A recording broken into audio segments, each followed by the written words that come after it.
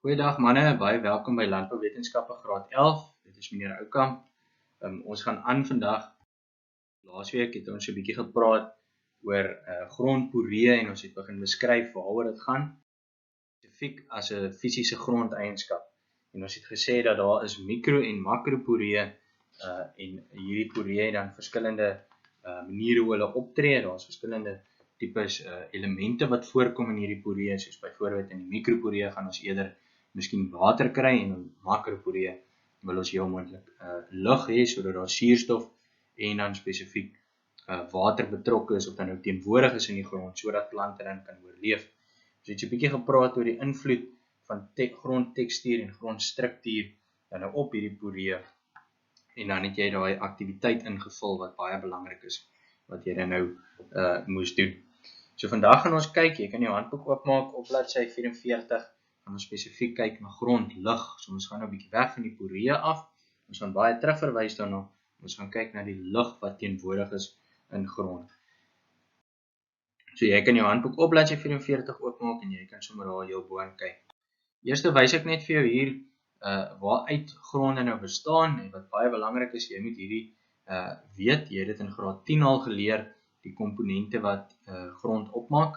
En hier sê hulle vir jou die mineraalgedeelte is 45%, die organiese gedeelte wat dan nou natuurlik dooie plante en diermateriaal is, maak 5% uit, water is tussen 20 en 30% en lug gaan nou tussen 20 en 30% ook uitmaak. So dis belangrik vir ons uit daardie gedeelte om te weet waaruit bestaan lug of watter tipe lug is betrokke in grond en hoekom is dit dan belangrik. So daardie eerste gedeelte kan jy sommer onderstreep, hulle sê lug in grond word hoofsaaklik in die makroporee aangetref. Ek wil graag hê daar moet lug in die makroporee wees.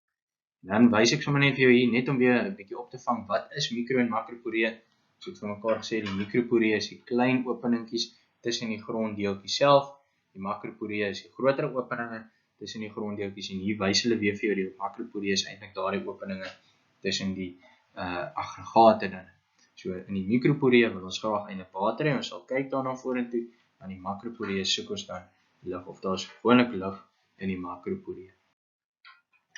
Dan wys hulle sommer vir jou hier die persentasie samestelling in daai tabelletjie wat in jou handboek ook is, tussen grond, lug en atmosferiese lug. En daar kan ons sien suurstof is in die grond is 20% en daar is bietjie meer suurstof, amper 1% meer suurstof in die atmosfeer. Koolstofdioksied is weer omgekeerd, daar is 'n bietjie meer koolstofdioksied in grondlug as wat daar in die atmosfeer is. Ons gaan daar natuurlik 'n uitreiling kry en ons ongeveer die min of meer dieselfde, maar daar is so 'n klein bietjie minder stikstof byvoorbeeld, spesifiek stikstofgas in atmosferiese lug as wat daar in grondlug is. Dan kan ek vir jou sommer hierdie vraagtaal laat neerskryf. Dit handel oor daai volgende gedeelte. Dit lei as volg. Jy kan dit pause en afskryf.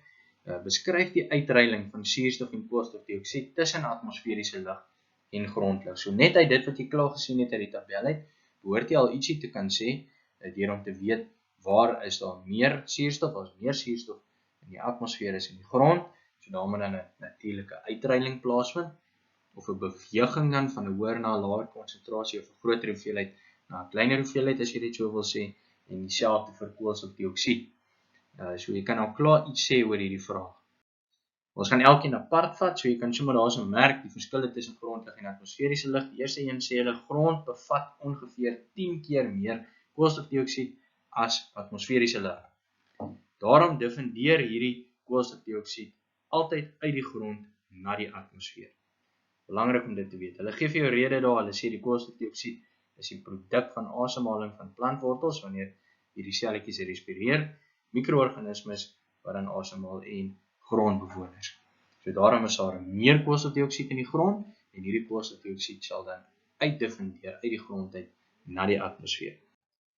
En hier wys ek sommer vir jou die uitbeweging van koolstofdioksied uit die grond uit. Die voordeel daarvan is plante fotosinteer beter en die gewasse produseer beter. Veral plante met groot blaaroppervlaktes wat naby aan die grondoppervlakte is. So iets soos byvoorbeeld pampoene, iets soos byvoorbeeld canola selfs, wat groot blaaroppervlaktes het naby aan die grondoppervlakte, gaan hierdie koolstofdioksied baie makliker opneem in die proses van fotosintese, dan voedsel produseer vir die plant, wat die gewas dan beter sal dit produseer. Dan sê hulle vir jou in die volgende enetjie, die persentasie koolstofdioksied in die grond wissel gedurig en bly nooit konstant nie, as gevolg van mikrobe aktiwiteite. En dan kan jy sommer daarso merk, die persentasie koolstofdioksied in die atmosfeer bly min of meer dan altyd konstant. So dis sommer net om dit te weet. Afhangende van die hoeveelheid mikrobe aktiwiteite wat daar is in die grond, gaan die koolstofdioksied konsentrasie of persentasie dan nou wissel. Suurstof sê hulle daar teenoor, sy persentasie in die atmosfeer is hoër as die in grondlug en gevolglik diffundeer die suurstof dan van die atmosfeer na die grondlug, so dit beweeg in die grond in. Hier wys ek dit sommer net vir jou, die beweging van die suurstof van die atmosfeer in die grond in, hoë konsentrasie na lae konsentrasie, groter hoeveelheid na 'n kleiner hoeveelheid. En die voordeel daarvan is, die plantwortels groei beter as gevolg van voldoende suurstof en die gewasse groei dan en produseer beter. So hierdie wortels het nog steeds suurstof nodig, al is dit onder die grond, en omdat daar dan hierdie uitreiling plaasvind en hierdie inbeweging van suurstof vanaf die atmosfeer in die grond in, dan kan plantwortels toegang hê tot suurstof, wat dan kan respireer en groei en normaalweg dan produseer. Die volgende enetjie, punt nommer D, kan jy sommer uitlos, ons gaan nie dit behandel nie, so jy hoef dit nie te onderstreep, jy hoef dit nie te weet. Die funksies van grondgasse, hier gaan ons elkeen hanteer, suurstof, koolstofdioksied en stikstof, en jy moet dit baie goed ken. Dis gedeeltes wat ek nogal lang vrae uitvra, kan vir jou 5 funksies vra van iets soos byvoorbeeld koolstofdioksied, of 5 funksies van suurstof. Ek het laas jaar in die November eksamen spesifiek koolstofdioksied gevra, maar dis 'n algemene vraag wat ek vir jou kan gee.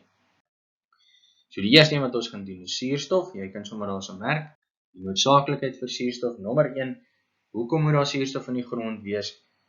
Dit is belangrik vir, of noodsaaklik vir die asemhaling van plantwortels, mikrobes en grondbewoners. 3 punte. Dis ook belangrik of noodsaaklik vir die ontkieming van saad. Saad kan net ontkiem as daar suurstof teenwoordig is. Dis belangrik vir die opname van water en plantvoedingsstowwe. Punt nommer D kan jy dan heeltemal uitlos en dan kan jy onderstreep, dis noodsaaklik vir die ontbinding van organiese materiaal deur mikrobes tot humus en waar tydens reserve plantvoedingsstowwe dan in organiese materiaal toeganklik gemaak word vir plante. Wat beteken dit? Tydens die ontbindingsproses van organiese materiaal het hierdie mikrobe suurstof nodig. En dit, wanneer hulle dan hierdie ontbinding laat plaasvind, verander organiese materiaal in humus. En in hierdie veranderingsproses waar organiese materiaal afgebreek word tot humus, word daardie plantvoedingsstowwe wat vasgevang was in organiese materiaal, as ek dit so kan sê, beskikbaar en toeganklik vir plante. So hierdie mikrobes maak die organiese materiaal humus. In hierdie proses raak hierdie plantvoedingsstowwe beskikbaar en suurstof is nodig vir hierdie mikrobes om dit te kan doen. Die laaste punt sê hulle daar, so suurstof voorkom ook dan die vorming van giftige verbindings, soos byvoorbeeld nitriete en sulfiede. So jy kan dit net ook onderstreep. Daar is vir jou 5 punte uitgesit, hoekom suurstof noodsaaklik is as 'n grondgas. Ek kan elkeen apart vir jou vra ietsie oor dit, of ek kan dit vir jou so in 'n lang tipe vraag vra. Volgende een wat ons kyk is koolstofdioksied. Jy kan daarso vir jou onderstreep, hoekom is dit noodsaaklik vir wanneer laaggroeiende gewasse dan nou byvoorbeeld naby aan die oppervlakte van die grond is, neem dit die koolstofdioksied uit die grond op wat gediffundeer het en gebruik dit dan in die proses van fotosintese. Dit het ek dan nou ook vir jou gesê. Koolstofdioksied los op in water en verbind saam met hierdie watermolekules om 'n swak suur te vorm, naamlik koolsuur. En hulle wys vir jou daar koolstofdioksied plus water gee vir my H2CO3 wat dan nou koolsuur is. En jy kan daar vir jou kyk, koolsuur is belangrik. Hoekom is koolsuur belangrik? Dit is betrokke by die verwering van kalkbevattende gesteentes. Dit het jy in graad 10 geleer. Jy het 'n gedeelte daaroor in graad 8 en 9 ook in landbouwetenskap gedoen. So jy behoort dit nou al te weet, koolsuur, H2CO3 reageer met kalkbevattende gesteentes en verweer hulle dan. Tydens hierdie verwering van die gesteentes word plantvoedingsstowwe vrygestel. En dan koolsuur reageer met ontoeganklike verbindings dan ook en maak dit toeganklik vir plante, soos byvoorbeeld kalsiumkarbonaat wat verander in 'n toeganklike kalsiumbikarbonaat. Dit het jy ook in graad 8 en 9 al na verwys en ons het in graad 10 ook so vinnig tydens die verwering van gesteentes daarna gekyk. Die laaste gas waarna ons dan gaan kyk en verwys is dan stikstofgas en daar is dan 'n baie spesifieke gedeelte hier wat jy moet ken. Jy kan daar in jou handboek saam met my volg. Jy moet hierdie woorde kan onthou, jy moet hierdie gedeelte net so kan weergee. Dis 'n 7 of 8 punt vraag wat ek jou kan vra. So, luister mooi. Stikstofbindende, vrylewende en mutualistiese rhizobiumbakterieë gebruik stikstofgas in die grondlug om mikrobeproteïene te sintetiseer. Dis die eerste gedeelte. Die tweede gedeelte dan is, hierdie proteïene word dan later deur stikstofomsettingsbakterieë na toeganklike stikstofverbindings, soos ammonium en nitrate vir plante verander, wat opgeneem kan word. Die vraag wat ek vir jou gaan vra, jy kan dit vir jou daar neerskryf as jy wil, is beskryf die omskakeling van stikstofgas in grondlug deur bakterieë in die grond. Beskryf die omskakeling van stikstofgas in grondlug deur bakterieë in die grond. Ek gaan dit vir jou opbreek. Die eerste gedeelte is, ons gaan kyk na hierdie rhizobiumbakterieë. Die funksie van hierdie bakterieë, rhizobiumbakterieë, is om stikstofgas N2 in die grondlug om te skakel na mikrobeproteïene. So hierdie bakterieë gebruik die stikstofgas en wanneer hulle dit gebruik, dan bou hulle of maak hulle mikrobeproteïene. En ons sê spesifiek stikstofbindende rhizobiumbakterieë, wat beteken stikstofgas word gebind in 'n proteïenvorm. En wat beteken vrylewend? Dit beteken dat kom vry voor dan nou hierdie rhizobiumbakterieë en mutualisties beteken dit is 'n simbiotiese verhouding waarin hierdie rhizobiumbakterieë met plante leef. So hierdie rhizobiumbakterieë gaan op die wortels van plante sit. Ons kan byvoorbeeld dink aan iets soos byvoorbeeld lucern gaan van hierdie rhizobiumbakterieë op die wortels hê. Dis 'n mutualistiese verhouding wat beteken daar is 'n simbiotiese verhouding tussen die plant se wortels en die bakterieë. Symbioties beteken daar is 'n verhouding tussen die bakterieë en die wortels. Mutualisties beskryf die simbiotiese verhouding. Met ander woorde, daar is 'n mutualistiese verhouding tussen die rhizobiumbakterieë en stikstofgas. Wat sê dit vir my? Albei die plant se wortels en die bakterieë trek voordeel uit die verhouding wat daar tussen mekaar is. Goed. So hierdie stikstofbindende rhizobiumbakterieë van die stikstofgas in die grondlug en verander dit in proteïene. Die tweede gedeelte sê vir my, hierdie proteïene word dan deur stikstofomsettingsbakterieë. So die een is stikstofbindende rhizobiumbakterieë en die ander bakterieë is stikstofomsettingsbakterieë. Hierdie proteïene word deur stikstofomsettingsbakterieë verander na toeganklike stikstofverbindings. En die twee toeganklike stikstofverbindings wat ons soek, is spesifiek ammonium en nitraat. So ek soek ammonium en nitraat. Ammonium is dan nou 'n kation, nitrate is dan anione en in hierdie vorm, in 'n ammonium of 'n nitraat vorm, kan plante dit dan opneem en die stikstof gebruik. Hoekom moet plante stikstof kry? Jy het al in graad 8 en 9 dit geleer. Stikstof is belangrik vir 'n verskeidenheid van funksies, onder andere dan 'n boogrondse groei ook. As ek stikstof op my koring gaan gooi, dan gaan ek sien dat die boogrondse groei gaan toeneem. Die blare gaan groener en mooier raak. Goed, so jy moet die twee bakterieë ken, sowel as hulle funksies. Rhizobiumbakterieë, stikstofbindende rhizobiumbakterieë, stikstofgas na mikrobeproteïene. Stikstofomsettingsbakterieë vat hierdie mikrobeproteïene, verander dit na toeganklike stikstofverbindings, soos ammonium en nitrate. Hierso het ek vir jou sommer net die vraag weer gegee, so jy kan pause hierso en sommer die vraag afskryf as jy graag wil. Hierdie laaste gedeeltjie moet jy net vir my afskryf asseblief. So as jy nou spesifiek gekyk na suurstof, koolstofdioksied en stikstof. Jy moet hulle funksies ken, jy moet weet hierdie verskillende gedeeltes wat ons nou onderstreep het, moet jy kan weergee. Onthou hierdie een oor stikstof. Ek hou daarvan om dit te vra. Dis 'n baie belangrike vraag wat spesifiek te doen het met mikrobes in die grond wat vir my iets doen met die gasse in die grond tot voordeel van die plant. So ek gaan dit definitief vir jou vra, is dit nie in die Junie eksamen jou moontlikie of in 'n toetsreeks in September nie, gaan ek dit definitief vir jou aan die einde van die jaar dan ook vra. Ek wil hê jy moet vir my die volgende 2 goed neerskryf. Die eerste gedeelte kan jy sommer net vir my daar neerskryf, is die faktore wat 'n invloed het op die stoor van en die beweging van grondlig. So jy kan sommer net daar op bladsy 45 in daai wit gedeelte wat oop is, kan jy dit inskryf of in jou werkboek kan jy vir my die volgende skryf. Faktore wat 'n invloed het op die stoor van en die beweging van grondlig. So die eerste een is gronddiepte. Ons gaan 'n bietjie later weer verwys daarna, maar wat in hierdie gedeelte belangrik is, ons gaan net eers kyk na gronddiepte. En die tweede een is die verspreiding van poriegroottes in die grond. Gronddiepte kan jy sommer daar so vir jou byskryf. Suurstofvlakke neem af met die toename in gronddiepte. Hoe dieper ons in die grond afbeweeg, hoe meer neem die suurstofvlakke af. En dit is as gevolg van verdigting, met ander woorde kompaksie van die grond, en die stadige diffusie van lug, met ander woorde suurstofgas, weens die afname in makroporeë.